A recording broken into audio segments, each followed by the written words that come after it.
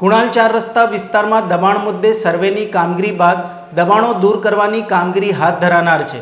વડોદરા શહેરના સુભાનપુરા વિસ્તારમાં કુણાલ ચાર રસ્તા પાસે આવેલ કોર્પોરેશનનો રિઝર્વ પ્લોટ નંબર 191 તથા ખાનગી સર્વે નંબર 556માં ગેરકાયદેસર દબાણ અંગે વડોદરા મહાનગરપાલિકાના ટાઉન પ્લાનિંગના અધિકારીઓ અને ટીમ દ્વારા જગ્યાનો સર્વે કરવાની કામગીરી હાથ ધરવામાં આવી હતી। સર્વે થયા બાદ જે તે જગ્યા ઉપર થયેલ ગેરકાયદેસર પથારાઓ લારીઓનું દબાણ દૂર કરવામાં આવશે તેમ અધિકારીએ જણાવ્યું હતું। થોડા દિવસો પહેલાં કુણાલ ચાર રસ્તા પાસે છેડતીની ફરિયાદ લક્ષ્મીપુરા પોલીસ મથકે કરવામાં આવી હતી, ત્યારે પૂર્વ નગરસેવક રાજેશભાઈ આયરે દ્વારા આવી ઘટના ફરી ન બને તે માટે પાલિકામાં રજૂઆત કરવામાં આવી છે અને આ દબાણો વહેલી તકે દૂર કરવામાં આવે તેમ પૂર્વ નગરસેવક રાજેશભાઈ આયરેએ જણાવ્યું હતું। સ્થાનિક સોસાયટીના ઘણા લોકો દ્વારા ઓનલાઈન ફરિયાદો પણ કરેલ છે।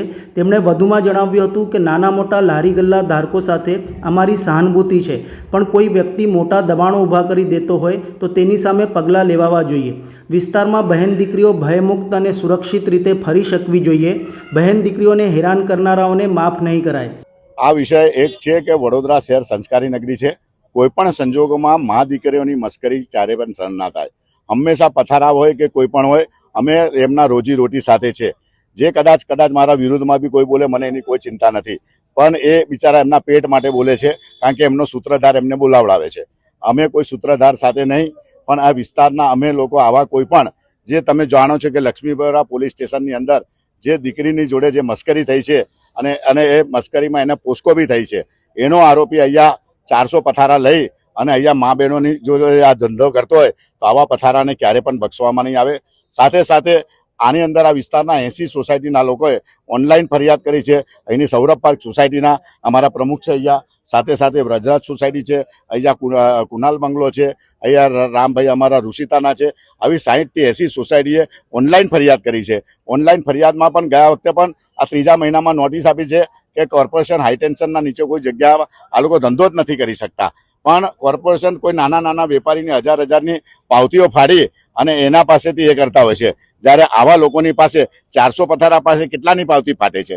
એટલે આવા ન્યુસન્સ અને આવા જે લોકોની સામે અમારી લડાઈ છે। કોઈ પથારાવાળા નથી, પણ પથારાવાળો મારી મા દીકરી પર, જે અમારી દરબારની દીકરી પર એને જે હાથ નાખ્યો અને એના પર પોસ્કો થઈ છે, એને જેલમાં બી મૂકેલો છે, અને એવા લોકોનું પથારું જો ચાલે તો કોઈ પણ સંજોગોમાં નહીં ચલાવવામાં આવે।